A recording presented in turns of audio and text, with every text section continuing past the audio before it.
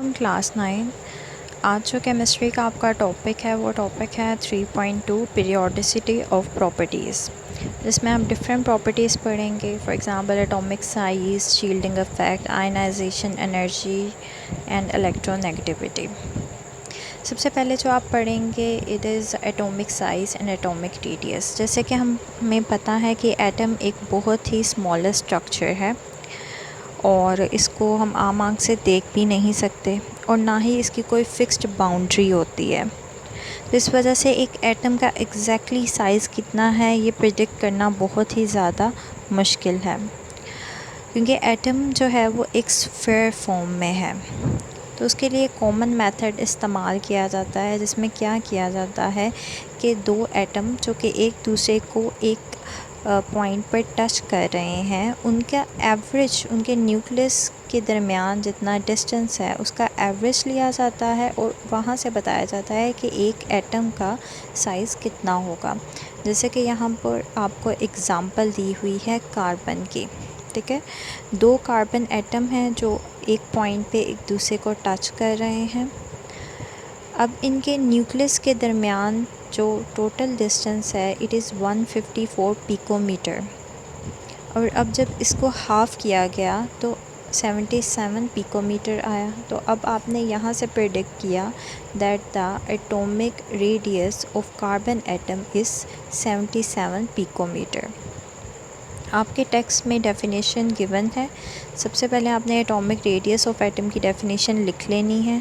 Half of the distance between the nuclei of two bonded atom is referred as the atomic radius of the atom. For example, the distance between the nuclei of two carbon atom in its elemental form is 154 picometer. It means its half 77 picometer is radius of carbon atom. Next हम पढ़ेंगे trend, यानी periodic table में अगर देखा जाए तो periods में और ग्रुप्स में एटॉमिक रेडियस का क्या ट्रेंड है, क्या एटॉमिक रेडियस इंक्रीज़ हो रहा है या डिक्रीज़ हो रहा है। तो सबसे पहले हम देखेंगे पीरियड में। When we move from left to right in a period, although atomic number increase, yet the size of atom decreases gradually. Generally हमने क्या इसमें देखा कि जब पीरियड में मूव करते हैं फ्रॉम लेफ़्ट टू राइट तो एटॉमिक साइज़ क्या करता है, डिक्रीज़ करता है। ये तो हमने जान लिया, लेकिन अब हमने वजह इसकी देखनी है कि क्या वजह है जिसकी वजह से एटॉमिक साइज़ डिक्रीज़ करता है। तो वजह ये है कि जब लेफ़्ट टू राइट मूव करते हैं तो आप देखते हैं एटॉमिक नंबर में तो इंक्रीज़ आ रहा है, ठीक है। जैसे कि आपको यहाँ पर एग्जांपल दी गई है सेकंड पीरियड एलिमेंट की। इसमें लिथियम से स्टार्ट हो रहा है और नियोन तक जा रहा है। लिथियम का एटॉमिक नंबर है 3, उसके बाद है बेरिलियम, इसका एटॉमिक नंबर है 4, उसके बाद है बोरोन, इसका atomic number 5।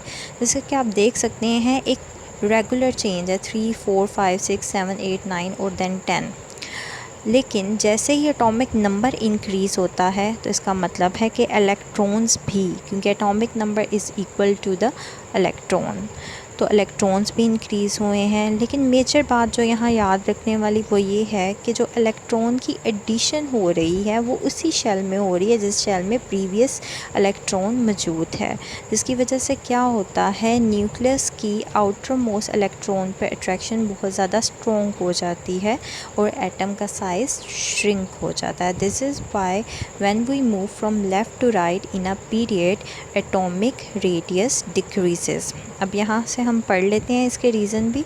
It is because with the increase of atomic number the effective nuclear charge increases gradually because of addition of more and more protons in the nucleus, but on the other hand addition of electrons take place in the same valence shells do not increase, only number of electron increase। जो electron आ रहा है वो उसी shell में आ रहा है जो कि एग्जिस्टिंग शेल है, नए शेल में इजाफा नहीं हो रहा, जिसकी वजह से एटॉमिक साइज़ इंक्रीज़ नहीं होता। आपको यहाँ पर नेक्स्ट ये सेकंड पीरियड एलिमेंट की ही एग्जांपल बताई गई है, जिसमें लिथियम का एटॉमिक साइज़ 152 है जबकि इसका एटॉमिक नंबर है 3।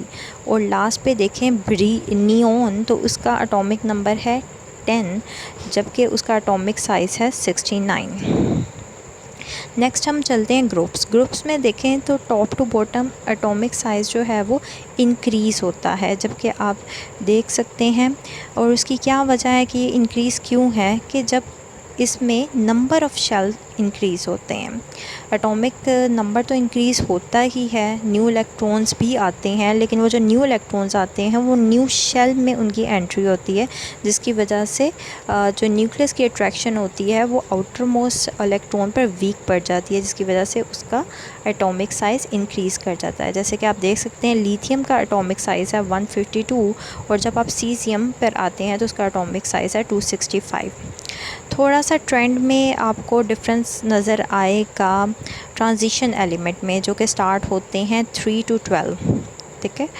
3 to 12 जो ग्रुप है वो ट्रांजिशन एलिमेंट आप पीछे पढ़ चुके हैं, वो कहलाते हैं, ठीक है। इनमें थोड़ा सा आपको ट्रेंड में फ़र्क नज़र आएगा, जिसमें आपको पीरियड में पहले तो एटॉमिक साइज़ में डिक्रीज़ देखेंगे, लेकिन उसके बाद 4th पीरियड में आपको इसको एटॉमिक साइज़ में इंक्रीज़ नज़र आएगा।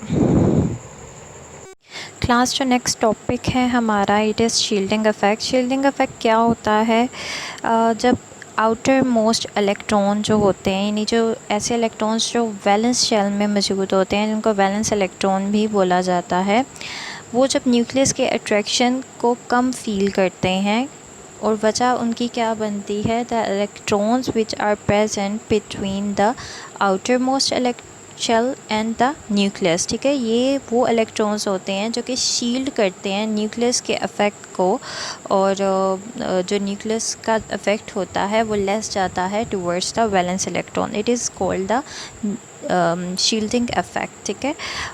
जिसकी डेफिनेशन हम यहाँ पढ़ लेते हैं। The electrons present in the inner shells screens or shield the force of attraction of nucleus felt by the valence shell electron. This is called shielding effect. ये शील्डिंग इफ़ेक्ट की डेफिनेशन हो गई, और यहाँ आप इफेक्टिव न्यूक्लियर चार्ज की भी definition पढ़ लें। Valence electron experience less nuclear charge than that of the actual charge which is called effective nuclear charge, ठीक है, जिसको रिप्रेजेंट किया जाता है Z, और नीचे लिखा जाता है इफ़ेक्ट। यानी इफ़ेक्टिव न्यूक्लियर चार्ज वो न्यूक्लियर चार्ज है जो कि एक्चुअल चार्ज से वैलेंस इलेक्ट्रॉन लेस फील करते हैं, और उसकी रीज़न बनते हैं वो इलेक्ट्रॉन्स जो कि न्यूक्लियस और वैलेंस इलेक्ट्रॉन्स के दरमियान में होते हैं, ठीक है। वो न्यूक्लियस के इफ़ेक्ट को शील्ड कर देते हैं। इसके बाद हम देखेंगे कि इसका ट्रेंड क्या है इन ग्रुप्स और in period. With increase of atomic number, the number of electron in an atom also increases.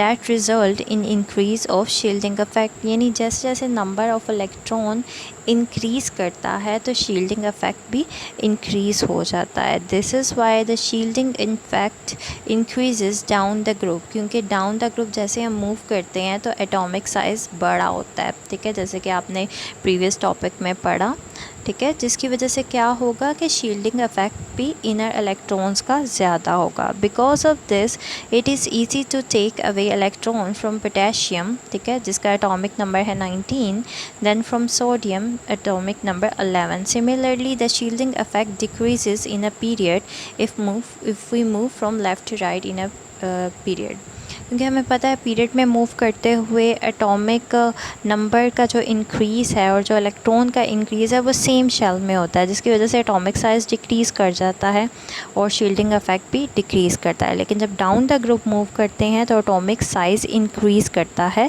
जिसकी वजह से शील्डिंग इफ़ेक्ट भी ज़्यादा होता है। क्लास ये वाला जो टॉपिक है ये शॉर्ट क्वेश्चन के पॉइंट से ही है, आपने याद रख लेना है what is shielding effect, what is nuclear charge effect, and why potassium experience more shielding effect than the sodium, ठीक है। ये लॉन्ग के पॉइंट से इतना अहम टॉपिक नहीं है।